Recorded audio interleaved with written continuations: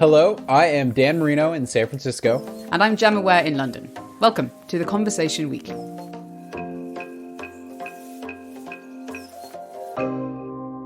This episode, we're headed to Antarctica. Everything's very, very surreal in Antarctica. So it's really a land full of magic. This is Yixi Zheng. She's a PhD researcher in physical oceanography at the University of East Anglia in the UK. In January of this year, in the middle of the Antarctic summer, she set off on a research cruise to go as far south as you can go. She went to the waters of the Amundsen Sea off the Antarctic coast. This region, normally it could be covered by sea ice 10 months a year, which means it only gives us about 2 months a year to enter this region. Yixi uses seals to collect data on what's happening in the water underneath the region's giant ice sheets. To do this, her team needs to fix electronic tags to the heads of these seals before they go diving out under the ice. Yixi and her colleagues were looking for 2 species of seals: elephant seals, these giant, loud seals with long, bulbous noses, and Weddell seals, which are quite a bit smaller, quite a bit rounder, and quite a bit cuter, actually, too. For elephant seals, we normally try to find rocky islands, and then we went into a small boat. We call it Zodiac. And from that small boat, we can go to the rocky islands, and then we try to tranquilize the seal and then tag the seal. Yixi wasn't actually tagging the seals herself. There was a marine biologist to help her do it. And while the elephant seals are normally on land, the Weddell seals live out on the ice floes, these huge sheets of floating ice in the Amundsen Sea. That time we just went to Zodiac, and then from Zodiac we went to the ice floe. And just repeat the same thing. We tranquilize the seal, and then we can tag them. Normally the wind is really fierce, so we kind of can't hear anything because the wind was so strong. But if the wind goes down a little bit, we can hear the sound, the sound of the ice cracking when we put our feet on the top of the ice floe. And sometimes when we tranquilize the seals, we can hear them snoring as well. We need to stay with the seal for a while to check whether they are breathing properly and check whether they are still behaving normally. So after we tag them, we will try to monitor the seal and listen to their snoring or just their quiet breathing.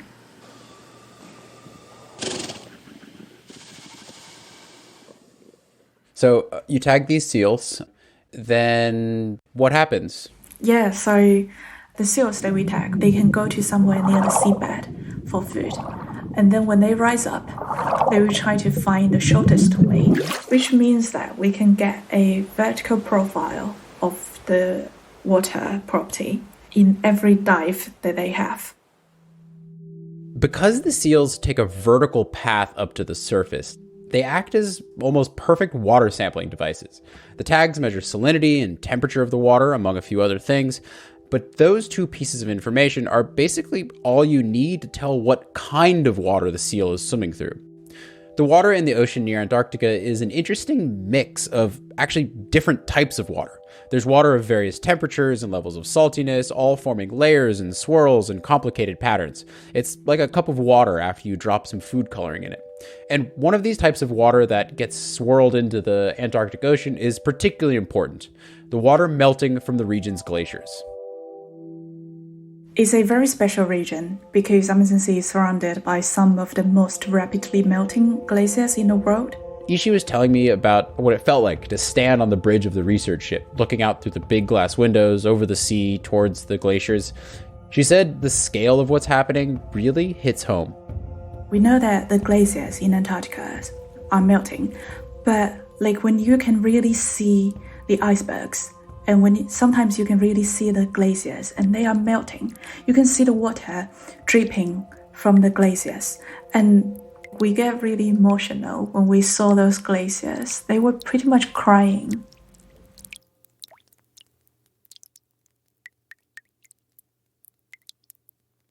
It's so strange when you see those things because you normally just study it in textbooks and we even write papers about it. But when you see them with your own eyes, everything just changed. For me, it's even like a motivation booster that forced me to do more work about Antarctica research. One of these rapidly melting glaciers is of particular importance to not only scientists, but everyone on Earth. This is the Thwaites Glacier. So Dan, I'm feeling that what was a quite fun story about seals is turning into a pretty sad story about climate change. Okay, so that feeling, right, Gemma, that kind of resigned, oh gosh, another awful climate change story. I feel that. I empathize with that, and I often understand and am in that same headspace. But sometimes you learn about a very specific place, a very specific symptom of climate change, and it is dramatic and terrifying and stops me in my tracks. And that is the case with the Thwaites Glacier.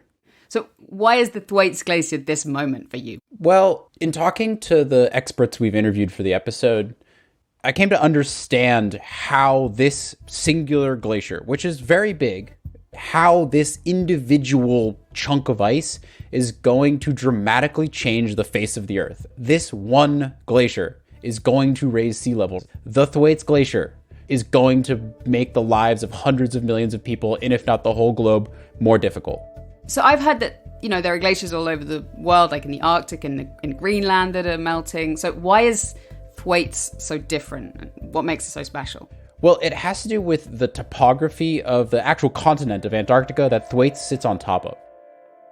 It's a giant white sheet of ice. The scale, I think, really impresses people when they go down there because everybody suffers from this sort of misconception because Antarctica is usually a tiny little spot on the bottom of the map. Sometimes there's a lot of maps that don't even include Antarctica. So you think of it as being smaller. You just don't grasp that it's as large as North America and Mexico combined. This is Ted Scambos. He's a senior research scientist at the University of Colorado in Boulder in the US, and he's the US lead for a big international research collaboration studying the Thwaites Glacier.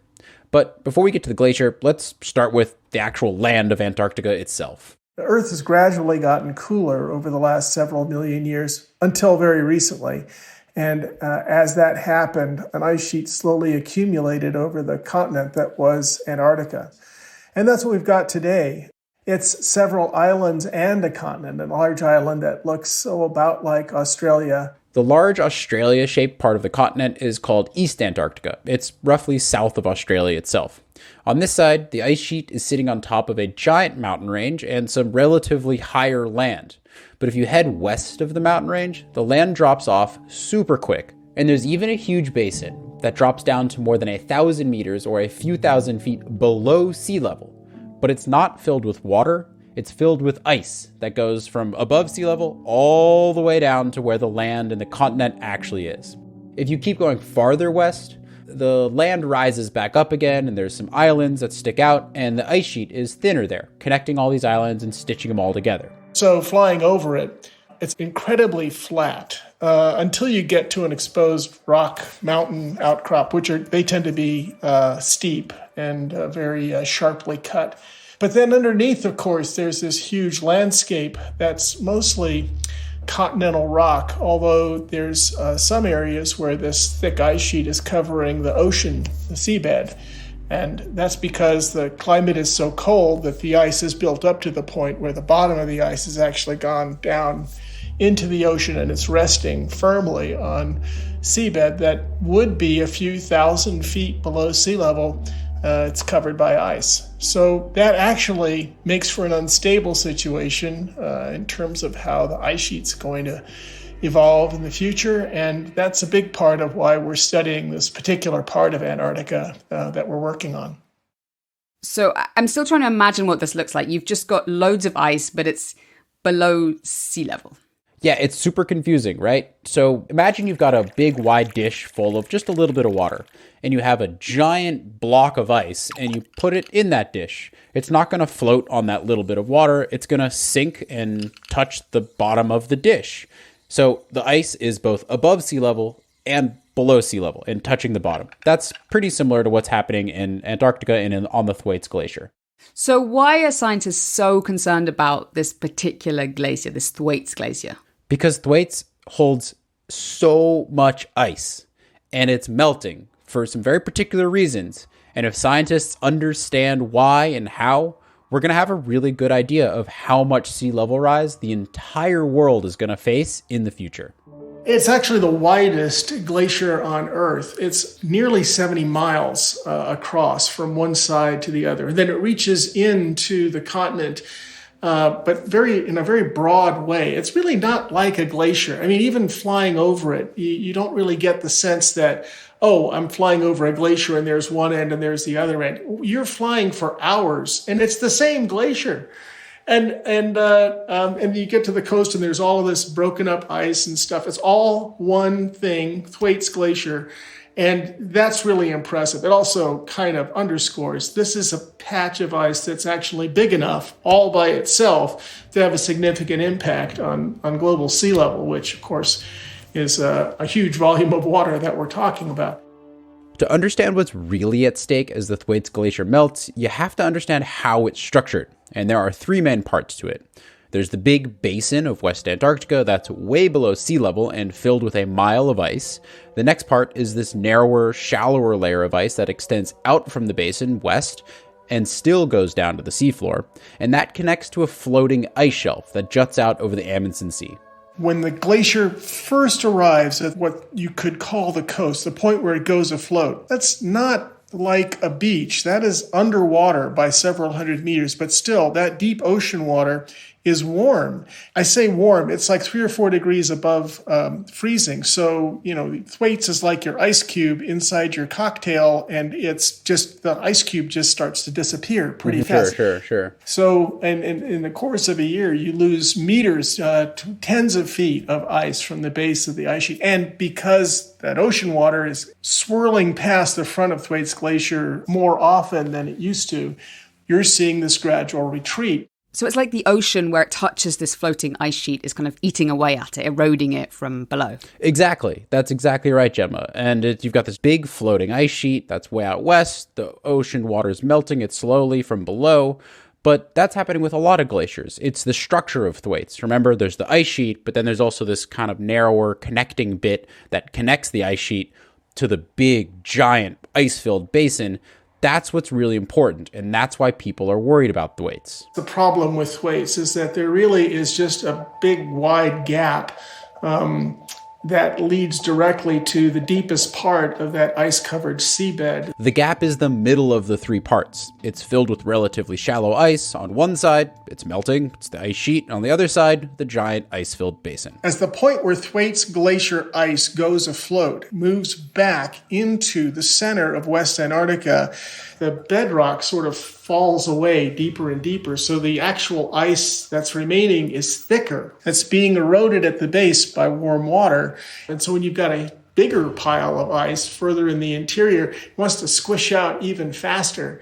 So you can get a runaway situation where as you begin to step back from this gate area that's next to what's now the ocean, you begin to accelerate the ice flow and you get a runaway where the ice flows faster, but then it thins faster, but then it hits this thicker ice in the center and flows out more rapidly. So where are we with this melting process? What's the status right now? What are we looking at in the coming years? The sector's moving fast is maybe 20 miles or so across. And the other parts of it are partially blocked by a section of the ice that's actually hit some islands offshore. So it's kind of holding back the ice a little bit. Now, what we've been studying lately is that part is breaking up. In fact, in the near future, like 5 to 10 years from now, it's likely to be gone. So then that's going to lead to more widening of the glacier. Once the glacier melts all the way back into the basin, you get warmer ocean water touching and therefore melting so much more ice because the basin is giant and super deep. We're talking about an area that's the size of the island of Great Britain, with a mile of ice to give to the ocean. So you pick up a mile of Great Britain and you plop it into the ocean, you're going to see some sea level rise. And that's exactly what we're worried about from Thwaites, that there'll be an increase in the rate of sea level rise between now and, say, the end of the century, and especially into the 2100 to 2200 period. And if we're lucky and we slow down on global climate change, we can extend that out to a few millennia. I'm not sure if anybody's willing to say we can stop it. That would require a turnaround that's kind of hard to imagine, but we can get the pace of sea level rise from this glacier and from a lot of other glaciers around the world to stretch way, way out so that we're able to manage it. So, Ted, you say that the floating ice sheet's going to melt in the next 5 to 10 years, but that's not actually going to add much sea level rise because it's already floating in the ocean. But as the melting steps back inland, how much sea level rise are we going to see from Thwaites? Yeah, so right now, Thwaites contributes about 4% of the total global sea level rise. So sea level has been increasing for centuries, and it's taken a big uptick in the last 50 years or so, where it used to be about 1.5 millimeters per year, and now it's more like 3.5 millimeters per year. Between now and the end of the century, we're expecting that Thwaites will contribute several centimeters to sea level rise. But at the end of the century, the pace of sea level rise that's being contributed by Thwaites will be fairly high, a bigger fraction than 4%. And as you go forward into the next century, 2100 to 2200, you're going to see that be a bigger and bigger fraction.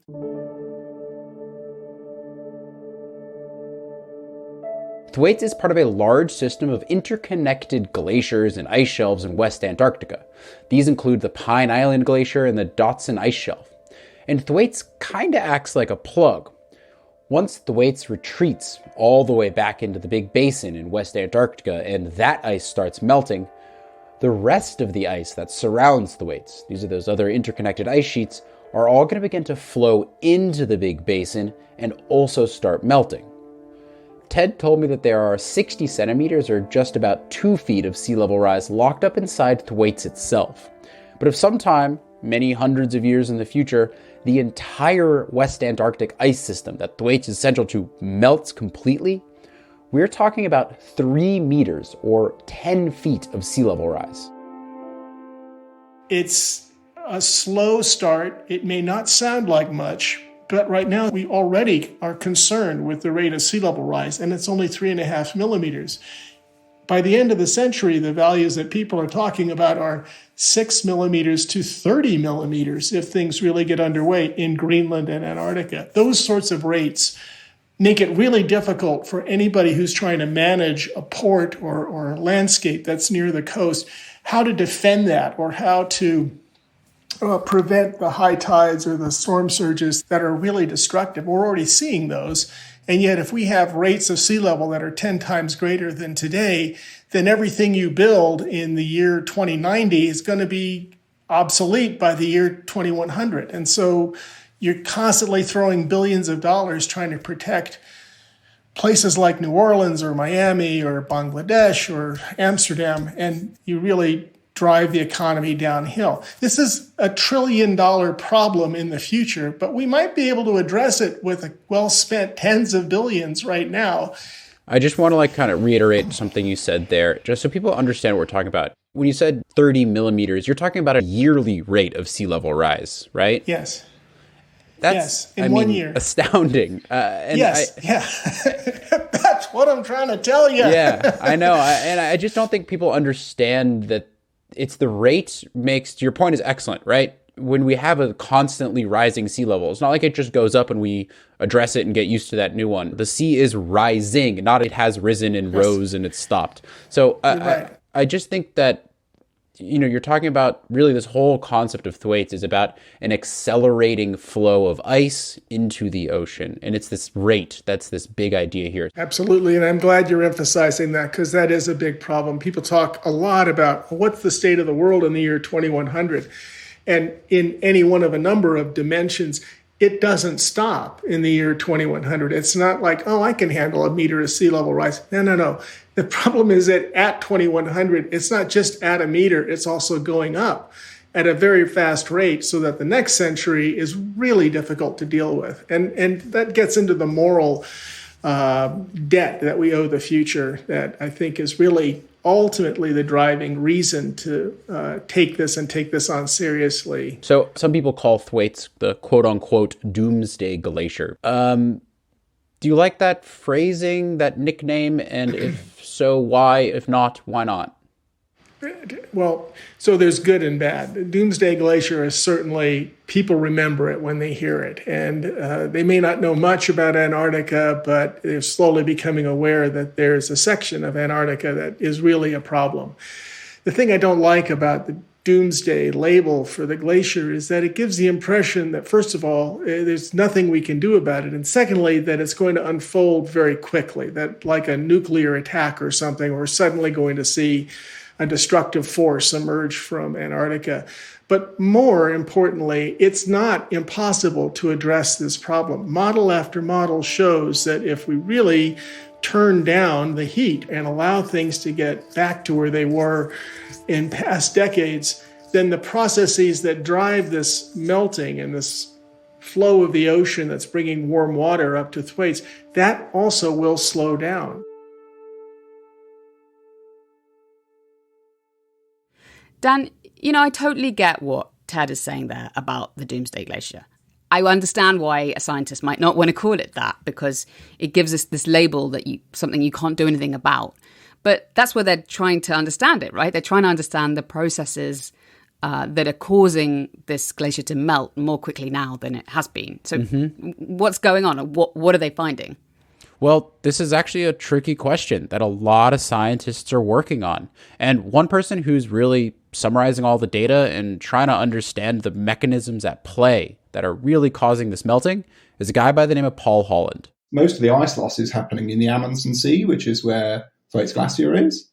And in that region, the ice is really not melted by the atmosphere. It's all melted by the ocean. So we know if something's changing in that region, we know it must have been the ocean that caused this change. Paul is an ice and ocean scientist, and he works at the British Antarctic Survey, which is based in Cambridge in the UK. I've been studying the ocean for years and years, and we know that in that region there's this very warm water. Very warm water by Antarctic standards is plus 1 degree C, right? So it's 1 degree C water, which we regard as ridiculously hot. And that's melting the ice. So the big question right now is, why is the warm water there, and why is there more of it than there has been in the past? And where we've got to with that question is, over the last 20 years or so, we know that the changes in that warm water are caused by the winds.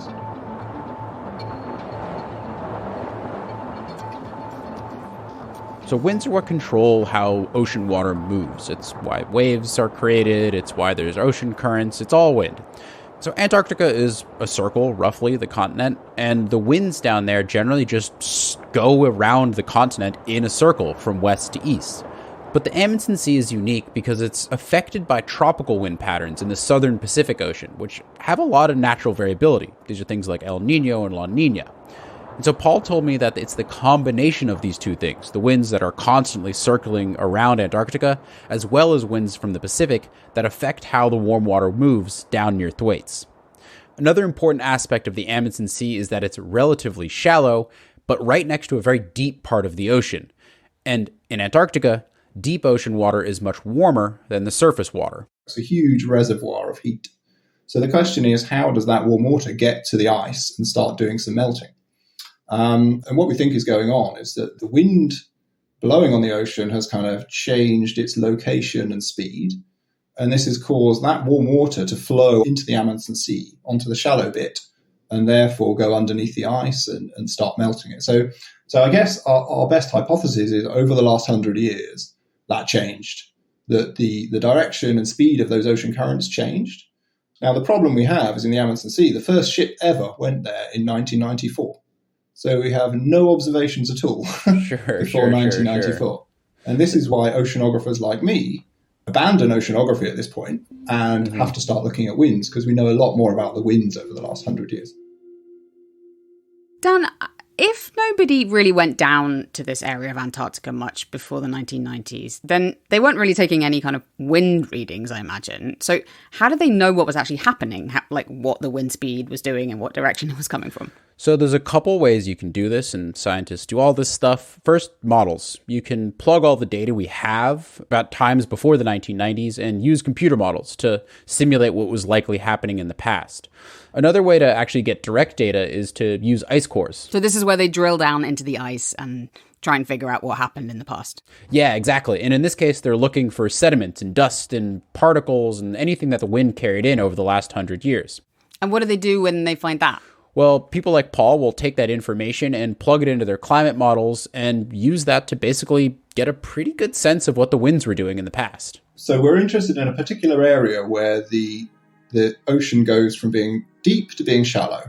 So that's called the shelf break, the edge of the shelf.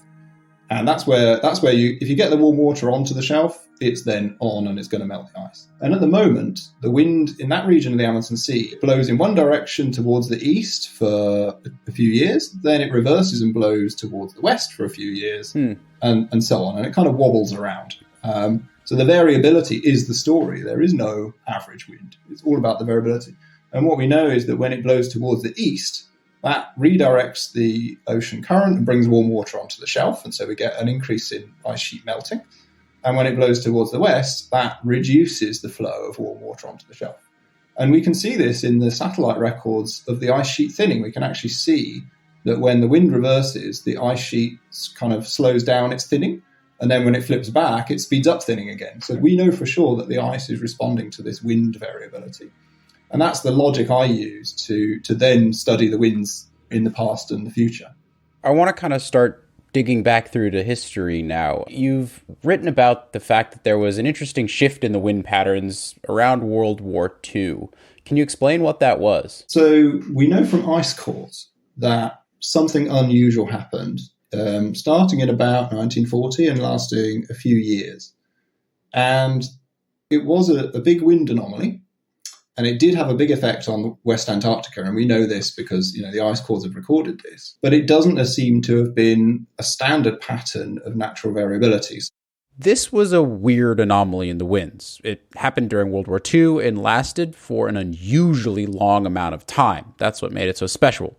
And it was really important for the ice sheet down in Antarctica. Because if you slosh some warm water onto the shelf and then you slosh it off again a year later, the ice sheet, ice sheet's very slow and sluggish. It's not really going to care about a 1-year anomaly. But if you slosh it on and keep it there for 5 years, that gives the ice time to be melted away. A large amount of ice is lost. And then that can really perturb the ice. So what we think is it looked a bit like a normal bit of tropical variability, but with an unusually long persistence. And that we think was enough to destabilize the ice sheet. That prior to that event, it had been sitting in its position for thousands of years. And we know for a fact on one particular glacier, Pine Island Glacier, my colleagues have drilled through the ice and collected sediment cores from beneath the floating ice. And they can show from those sediment cores that the ice was sitting there very happily until 1940, 1945. That's when the modern retreat began for that glacier. You said that this was the trigger of instability. Do you mean like instability up till today as well? Or did this, after the 5 years, it started to grow back and it reached another stable state? We don't know for sure. So we know that there was some kind of retreat ongoing between 1945 and 1970. After 1970, our satellites start to switch on. And ever since the beginning of these satellite observations, there's been signs that these glaciers have been retreating. So as far as we can tell, the ice was stable for 10,000 years. Something happened in the 40s. It slowly started to retreat. And then ever since then, the retreat has gone up and through the roof. And now we're observing it at ridiculously fine detail with satellites. So we know that the kind of retreats we're seeing now must have been unprecedented. So, Paul, you just explained how this anomaly occurred around 1940, but that's before humans were really driving a lot of climate change on Earth. There just wasn't a lot of greenhouse gases in the atmosphere at that point. But a lot of the melting of Thwaites is connected to climate change. So how do we resolve that seeming contradiction? I feel like we have to ask that question, right? Yeah, absolutely. I mean, I'm open to all ideas. I mean, we know the natural variability is extremely strong in this region. So that's why I went into this work, was with an open mind about what we were going to find. When we looked at the winds in these climate models, they only start feeling greenhouse gases in the 1950s and 60s. And they only feel the ozone hole opening up in the 1980s. So there was nothing in the 40s that could have, at least to my knowledge, that's human caused, that could have triggered these retreats. So we're left with this paradox, right? People have always said, we turn on satellites, we see all this ice retreating, there's got to be a relationship. Humans must have caused this, right? We shouldn't be retreating otherwise. But there's always been this conundrum. So I think the way we resolve this in this latest work, and this is a sort of discussion point for future studies more than a concrete conclusion, we feel that the retreat was triggered naturally, but that the ice sheet probably should have recovered. So that it's possible that several of these mini retreats have happened over the last 10,000 years. But the difference with this one was that when the ice should have been regrowing, greenhouse gases first start to have an influence. And that was just enough to stop the ice from regrounding and restabilizing itself. So what Paul's saying here, and we should note that it's not peer-reviewed or published yet, is that it's not one situation or the other. It's both. A naturally occurring pattern triggered the initial wind anomaly, but humanity's impact on the planet is the reason these winds have kept blowing and are actually getting stronger. So with the natural variability, we know there was this big event in the 40s, and it was part of a sort of longer period, a sort of 20-year period of slightly anomalous winds. So that happened, and then sort of in the 60s, the wind changes due to greenhouse gases started slowly at first, but have built ever since then with a continued emission of greenhouse gases. But then there was a big jump in the late 70s through the 80s when the ozone hole opened up. So the opening of the ozone hole had almost exactly the same effect as greenhouse gases. It increased these westerly winds that are going all the way around Antarctica, west to east. And in fact, over that sort of 10-year period, the ozone hole opening up had the same strength of effect as all of greenhouse gases over the 20th century. So it was a really strong acceleration in the winds. So Paul's hypothesis is that if there hadn't been any climate change, you would have had the ice shrinking in the 40s and growing back in the 60s and 70s, and then shrinking again in the 90s, and this kind of natural back and forth that is natural variability. But the problem is that in the 1960s, climate change really started to affect the winds, and this began to overpower the natural variability. So basically in the 90s, we have this like perfect storm where the ozone hole is fully open, greenhouse gases have gone through the roof at this point, and the natural variability has gone back to sort of 1940-ish. So I think that is the combination of those three things that's causing the rapid accelerations we now see. But the problem is we still don't know in precisely what combination those three things were acting.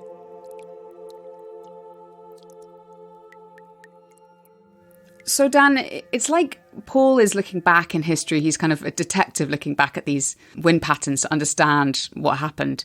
But actually, this is all trying to understand the future and what's going to happen next, right? You're absolutely right, Gemma. But if you want to understand what's going to happen in the future with Thwaites, remember, this is about glaciers, you need to understand the winds patterns and the mechanisms of this really complicated system in the past. Otherwise, how are we going to know what's going on in the future?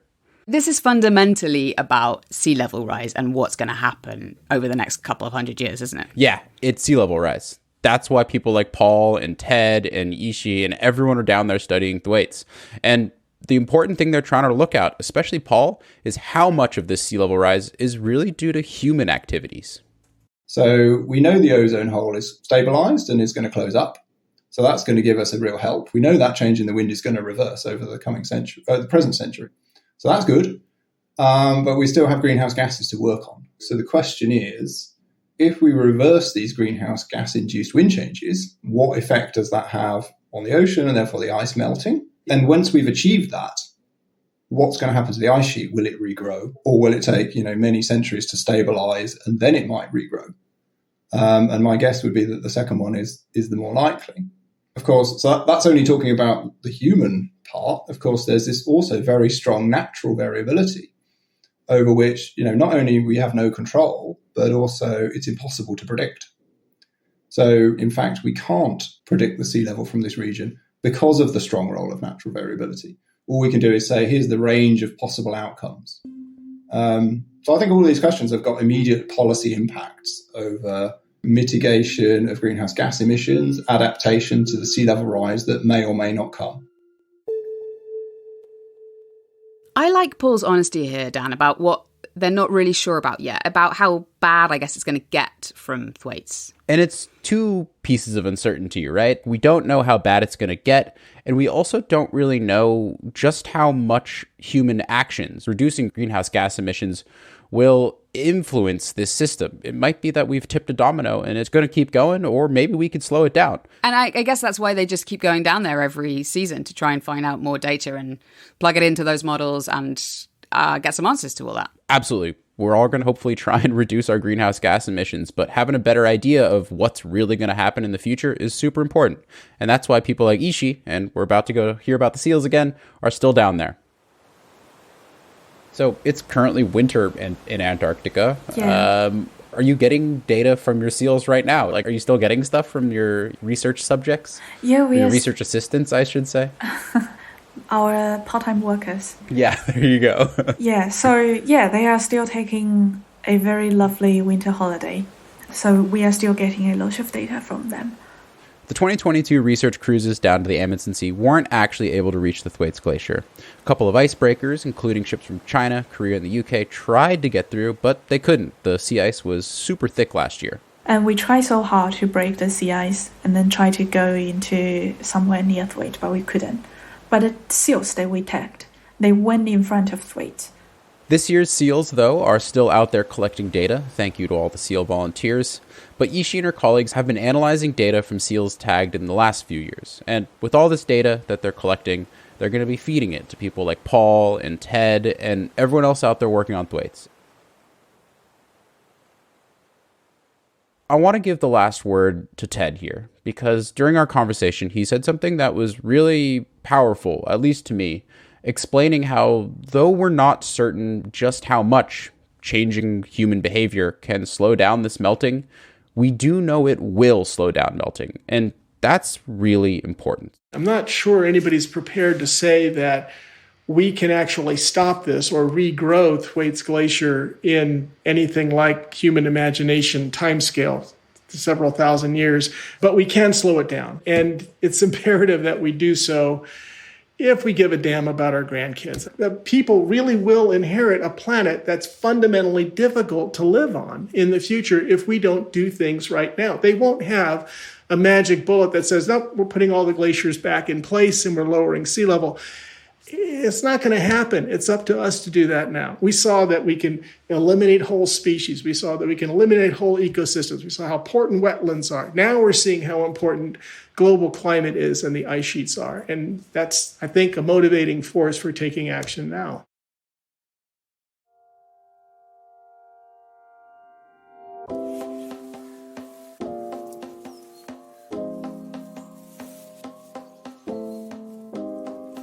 Okay, that is it for this episode. We've got a few people to thank. First, our colleague Stacey Morford, who worked with Ted Scambos on his original story for The Conversation. Thanks to Joanne Johnson at the British Antarctic Survey, as well as Sharon Stammerjohn at the University of Colorado at Boulder for their help with the episode too. A final thanks to our global executive editor, Stephen Kahn, to Alice Mason for our social media, and to Soraya Nandi for help with our transcripts. And to Graham Griffith for all his help over the last few months. You can find us on Twitter at TC_audio, Instagram at theconversation.com, or email us, podcast@theconversation.com. You can also sign up for our free newsletter. Just click the link in the show notes, and it's actually a good newsletter, I promise. If you like what we do, please support our podcast and The Conversation more broadly by going to donate.theconversation.com. The Conversation Weekly is produced by Mend Mariwany and me, Gemma Ware, with sound design by Eloise Stevens. Our theme music is by Neeta Sarl. I'm Dan Marino. Thank you so much for listening.